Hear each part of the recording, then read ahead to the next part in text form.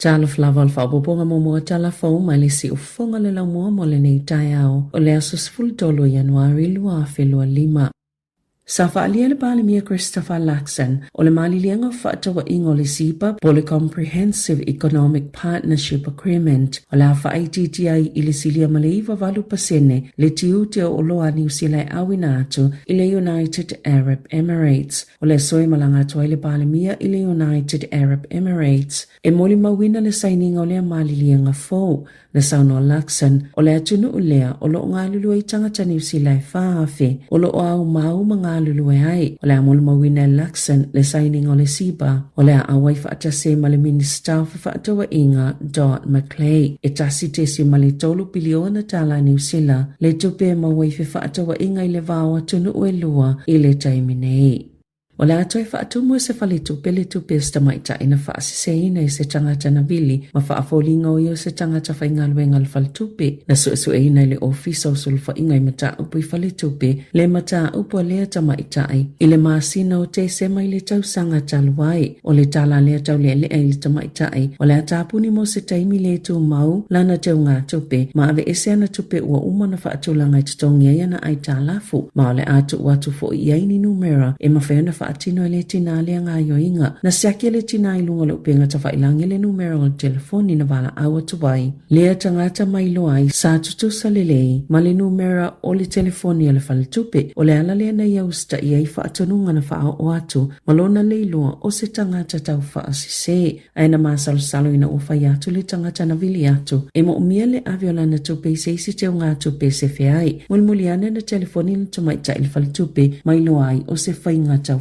asise. Mo umana ave ese le tau lele ale tolu se fulu wafi tala mailana credit card. Aina toi tau mawhai e ave ese fo ise isi vai ngā tupe tele peitai na poloka ilo e le fale tupe. Wa whaatonu ina i le fale tupe toi te tongi le tolu se fulu wafi tala ale tina. Whaopopo i le afi tala ona o le whaatuwai o le whaatau tainga o lana mata upo. Wa whailo ele iune tangata whaingaluenga i ta avale fui mō, ni o lātou popo lenga e winga i le tōlanga whaale tono, o iei ta avale fui mō maisi mea whaingaluenga whaapitoa. O na ieilo lātou manatu, e lamatia atua i masoifua lau whaingaluenga, whaapea fo i malea tono o lau tele. Wa tele lawali i poti o ta avale fui mō e leanga pe whaale tono. I nai maasina ua tuana i atu, pe ona whaalia le New Zealand Professional Firefighters Union. Wa whaalia le Superisteno le Uni Martin Campbell, e ise ta avale fui mo mai le ofisa i Avondale na leanga o whaatino le ngā luenga ma sa whaatalitali le au whai ngā luenga se i avanoa se ta avale so yatu. E whaafaa fo i ona leanga le ta avale fui mo lea na so yatu i le vai aso talwai. E le i lava fo i ta avale so yatu i taimi ia e ave ta avale fui mo e whaalelea ma to e whaafou. E tu samale fitu ta avale na so yatu mo se taimi le tu mau. O lo i se tu langa i le i ato atoa. E le i lava fo i ta avale fiso sani aso ta itasi mo ngā luenga. Ua wala au le yuni i le fence po le au nanga mo mo ma whaalavla whaafo se e ina ia wawe whaia se fofo i le whaafita Uli. O le ātāpuni le Desert Road i le vao tūrangi mo mai o uru mo ngā luenga toi whaalelea i se ume lua māsina a matātu i le aso na whaalia le waka kotahi NCTA po le whila ua inga New Zealand e se 40 kilomita le umi o le awala le toi whaia i ngā luenga toi whaalelea ma toi sui a la vai whaapia fu i ngā luenga i toi whaia i le ala lau papa o le manga toi nui e lima se 10 tausanga le umi whaato a toi sui le dek le ua mai ona toi whau. Mo le ala lau papai manga toi nui. O lo ua iai whaasino ala mai mātu i le anga i saute, inisio mga ala le a awhia i le anga aluenga e tolu se fulu i le wha se fulu minute. O le a toi whaapupu i le umi o taimi o whiawa inga i ia awala. O le whaalua i leona tamo e o le li i o Stefan Oswish i Aotearoa ma a tonu o ia le ulua i tangata i le atonu o whaatuina lea matatia. O lo ia ilona whaanaunga ia mawaise tupe tasi le miliona tā la mo le polo keti o le Last Chance Project. O ni whaalapotopotonga i le sa i lia ni polo fiti. Ai naunau i whaalile ia le soifua maloloina ma le soifua lau le lei. O le i tupawali i itotono New Zealand na alona filifili e Oswish le polo keti ona olo na uso na pule leola safi so tailo na uso ile fa'ala potonga ina ua fia ngai mafainga taile lua tau sango tuana iatu na amata ona tamo e Oswish ia so taitasi talo maile aso momoa o kitopa na onina yaso sa malolo ai ona ole fa'ale tono ole tau e to otolu na fsosani pe langolango ilana tau mafainga a ole ua tutoe ina ole to olua olo omuli lawa ya te ia yana tamo enga ile atunu u atoa o tupe umai mau maile tamo enga sa ili tupe a lea tau lea ole a fa'aluina i fo mai ma fawai se fali po se no fonga autu mo le Last Chance Project yo o maile aso ananafi o atu le selau tolus fulfaafe selau fitulua tala le tupe ua maua ile sa ili ngā tupe ua fa moe Oswish ina ia tini lana tamo enga i kei prainga ile aso lua se fululua Januari. E to otasi se tangata na maliu ma le to ofana manunua ona o se whaalawlawe tau taawali lunga le State Highway lua e lata i wairua i le tae o le aso saa na whaalia leo e tasi le taawali na topo i le whaalawlawe na awina atu le whalema i tangata i to ofana manunua e to otasi fo i se tangata na le potia na maliu se whaalawlawe ina umalawe vea se taawali ma se wilafia lata i Palmerston North i le awa uliana nafi.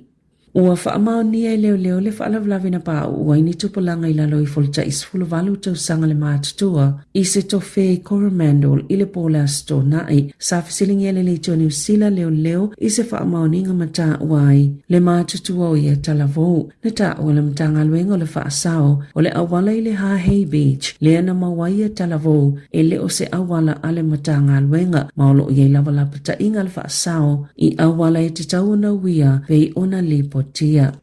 E lua ni whainga malanga le Inter Islander na le whaataunu uina i le asoana nafi ona ole so o le Sami o le malanga le Aratere mai Wellingtone ma le toifo i mai Picton i le lata i le iwa i le poana po pe ona tausia i upenga ta wha ilangi o le lolo wa o le tau na lai ona tolo i a malanga inga na whaalia le Blue Bridge e le ini suinga i a lato whainga malanga le taimi nei pe tai e ona umi atu taimi o whainga malanga.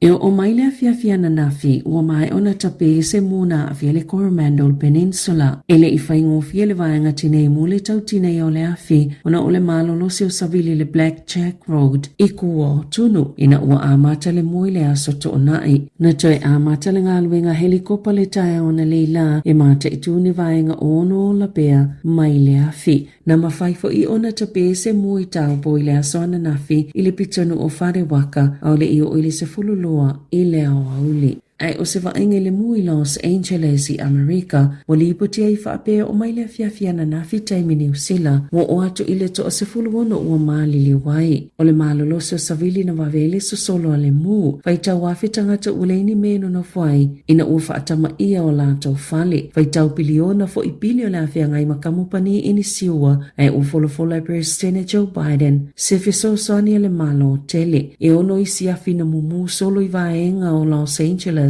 talu mai le asolua. Maolo i ele tali tonunga e ono whaapopo ina le numero tangata mali liu pe a o atu le auti nei mui fale taitasi ia ua whaatama ia. Mosilia malilua sfululua afe e ka ua mu. O lapata ingalo fisawa ai tau e a tili whaatilele ina Savilio Santa Ana leo lo tapili ina mawavele so solo le afi e o atu ile po o le asonga fua ma le tae ao o le asolua. O lo whaanga solo su enga po le ale mafo anga o le mu. Na toi fo ini so tangata i Altadena e wawa ai o lato fale po i ni vaenga mawhaina toi whao ngā pe tai o le tele langwa ua li wefu. O le popolenga o le to tele i Altadena ina ni i wha mwoi tu e i tangata mau o loa mai uina le ato o tuatu pe te tanguna tu inato e company ini siua i tangata e vai la lato finau mo ini siua o lato mea to tino ua wha aleanga ina o lo o muai mawhale o nisi o tangata autu i ata te whanga o se tau au wha i tau mate ili nei taimi ala e Q-Weather o mea ua whaaleanga ina o atu le selau tolu 5 biliona ta la tupe Amerika e o atu lava ili selau 5 biliona ta la.